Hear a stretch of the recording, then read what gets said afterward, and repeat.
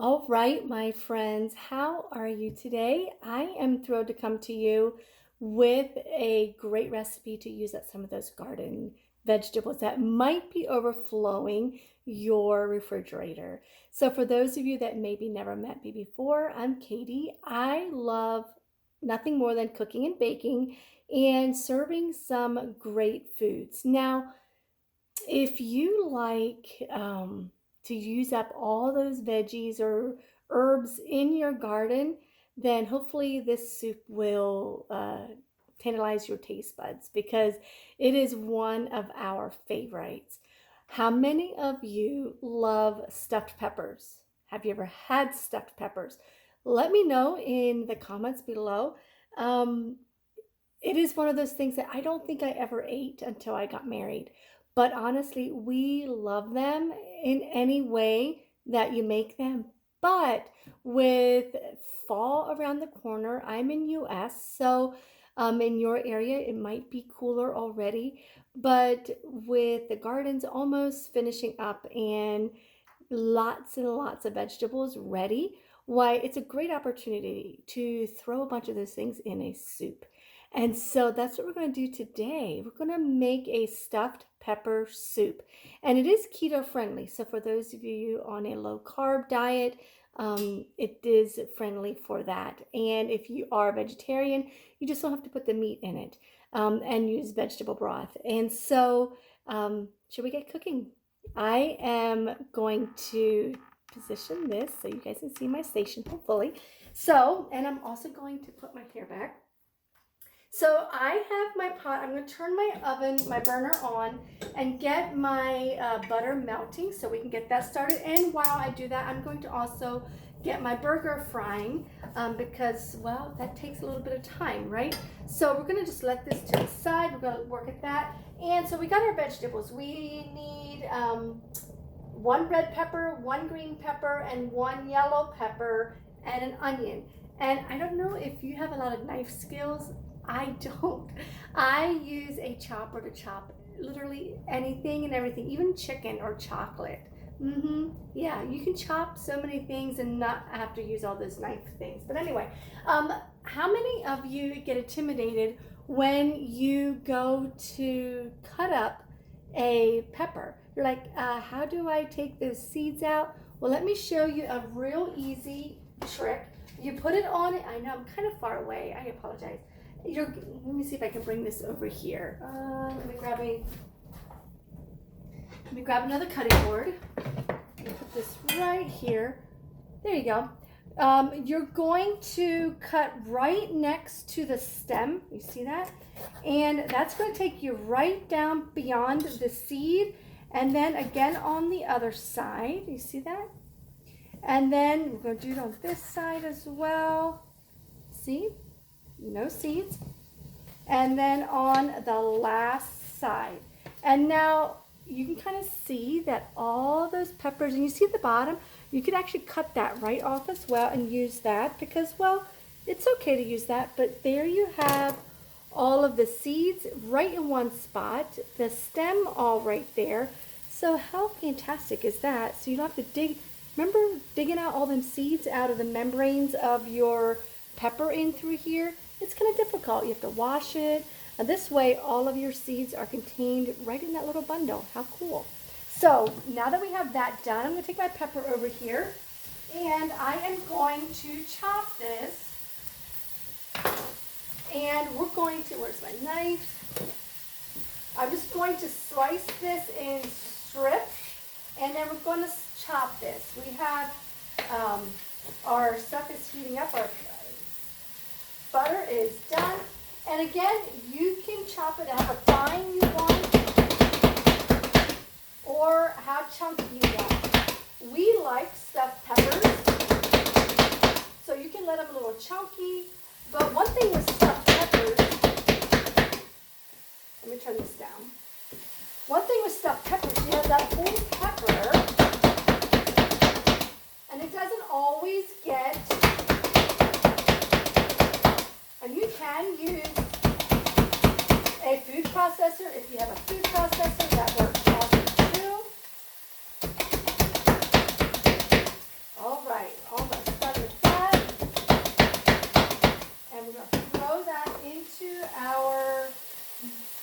butter. There we go. We got some onions in there already. And I'm going to turn that down a little bit more so it doesn't overcook or burn that butter, because you don't want that butter to burn. We're going to saute our burger here, get that browning. We can throw it in there and brown it with that too, but I want to cook those veggies just a little bit so they are not raw, or so they're a little bit more soft, I should say.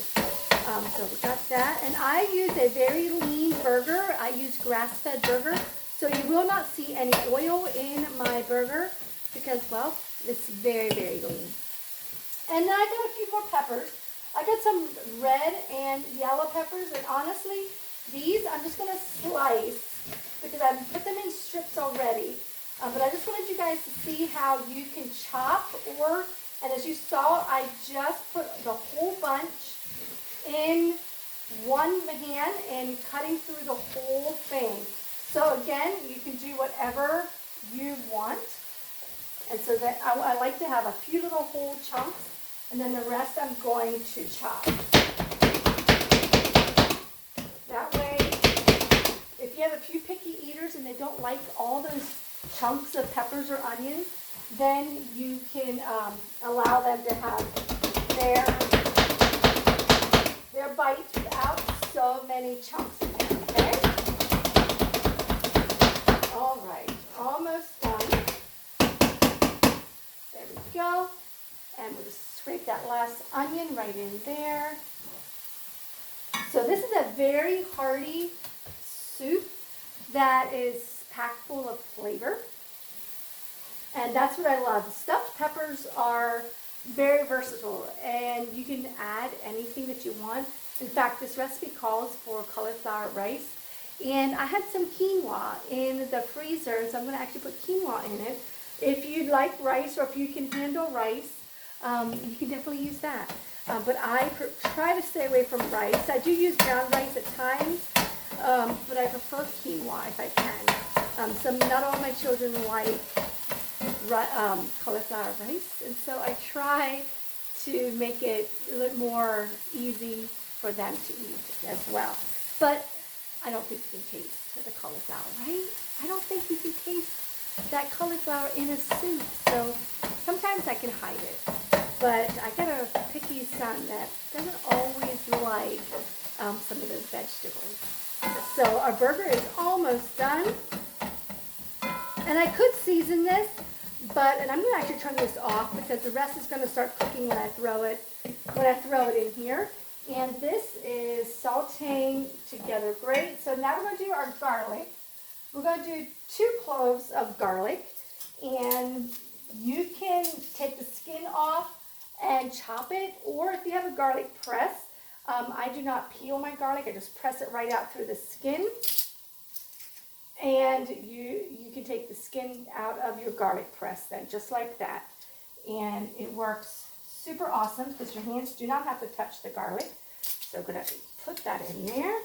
And these veggies just have to kind of cook maybe for about 3 minutes. So that way they kind of get a little bit soft. So while that is happening, I got my quinoa here that I found in my freezer.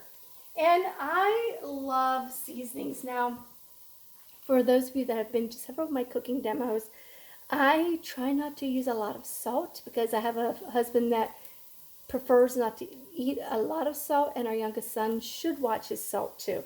So this seasoning, you can buy it on Amazon, or if you have a Sam's Club Costco near you. It's the Kirkland brand, and it's called Organic No Salt Seasoning. And literally, it's like, what does it say? 21 organic spices and veggies. So it's just organic veggies. It's really, really awesome. We put it on popcorn. I put it in almost any dish that I make. So I'm going to sprinkle a little bit of that in there so that can season the veggies and my burger when I put my burger in there. And so it also calls for some salt, but I'm going to put that in a little bit later. Add garlic and cook. We got that going. Okay, so I'm going to add in my burger. The veggies look like they're almost soft, and it's going to keep on cooking as I add things as well. And you can kind of hear, I'm going to just make sure this burger is all chopped up as fine so it continues to cook that meat along with all those veggies. And again, once those veggies are soft, then those that I just kind of cut up, it'll chop it up with this too. Oh, I smell that already. This is, again, something that you can make ahead of time and you can freeze. That's another amazing plus because we like to plan ahead. We like to prep ahead. And so this is a great, great recipe to do that. So now we are going to use 2 cans of diced tomatoes, 1 can of fire roasted tomatoes, and we're going to put in 2 teaspoons of oregano. Let me grab my teaspoon. And again, you can probably adjust this to what your family would enjoy. If your family does not enjoy that much oregano, which I didn't quite put that second teaspoon in, because we don't always like a lot of oregano in something like this. So now I'm going to add my cans of tomatoes. It's looking great. I'm actually first going to put in my 6 cups of chicken broth. If you have bone broth, if you make your own bone broth, that would be fabulous in this. I did not make my own bone broth, I bought it.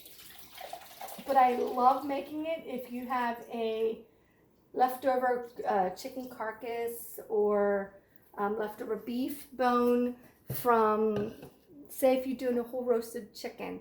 You could throw that in an Instant Pot or in a big pot like this and put some water in there with some seasonings, celery. Some people will, there's a little tip for you. Some people use the onion peel, celery, like leaves or stalks, ends of carrots, those peppers, like this pepper that I cut off.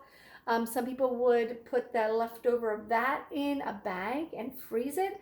So it's all vegetables contained in there. It's not really things you want to consume, but it adds flavor. And so you can throw that into your pot or Instant Pot and make bone broth really, really quickly, especially in Instant Pot. It's fantastic. You don't have to sit here and boil and boil and boil. It'll come to pressure in an Instant Pot, and you only have to do it for 30 minutes. And it is amazing bone broth. Once it's cool, then you strain it, and all the leftover meat that has fallen off the bone and those leftover veggies that you really don't want to eat, then you can strain it, and then you got pure bone broth. It is divine, let me tell you. And again, you can season. I often put that no salt seasoning in. Sometimes I put salt and pepper in. Again, sometimes I will have leftover herbs. If you have herbs in the garden that you want to use up, I will throw some of those in. I freeze my herbs to keep them through the winter months. So I will pull out a sprig of thyme or rosemary, throw that in, some bay leaf or whatever. You can decide what you want to flavor your bone broth with. And it's amazing for your gut. You can easily drink it as a dietary substitute. You can drink it if you are sick or so. You know when your mom always made chicken noodle soup when you were sick? Yeah, just drink bone broth. It has so many healing properties for your stomach. And so making it, then you know exactly what's in your bone broth. All right, so let's get back to our dish here. And I'm going to put in my tomatoes now. And this is all going to start coming to a boil pretty quickly. I'm going to throw that in there, and you're going to let this boil and simmer together and these are the fire roasted tomatoes. It just adds another element of amazingness. Okay, so we're going to stir that together, and it does make a good sized pot, as you can see. And again, if you don't like it this chunky, you can definitely crush everything up a lot more. I don't like the chunks as much, but this soup was pretty amazing the last time I made it. So we're just going to let that, and I'm going to add some pepper. I like to grind my pepper. Again, you have a different element of flavor that comes out when you grind. Anything fresh is always better. So when you grind your pepper, and I'm going to put a little bit of salt in there, just because, well, you know, sometimes you need that little flavor in there. It pulls out the flavor of your veggies, right? So we're going to let that simmer. And while that is simmering, I do have my quinoa I'm going to put in, but I also got some, oh, my brain is blank today. Cheddar cheese, that's what I was thinking. I'm going to bring this over here, and I'm going to shred this cheddar cheese. Again, when you can buy cheese that is in a block and shred it yourself, it's so much better because it doesn't have those extra fillers, because the shredded cheese you buy in the grocery store will have a filler on it to help it not cake together. So it's like a non-caking agent. And so doing it yourself, again, it's going to melt, and it's going to be so much better. And it's not going to add all those extra carbs, right? So we're just going to shred this. You just need to find yourself a really good shredder and just shred a bunch. You can freeze it once it's shredded, and it may clump together a little bit, but that's okay. It's not going to hurt anything. And so we're just going to let this on the side. And so then when you serve this, you can put some cheddar cheese with that. You can have a little dollop of sour cream or yogurt if you want to even go a little bit more on the healthier side, or watch your carbs, whatever you prefer. So that is about it. I'm going to let this soup simmer for probably about 10 minutes to get all of those flavors together. And if you are interested in the recipe, just drop recipe below, and I'll be more than happy to get that to you. So again, happy cooking, and we will see you next time.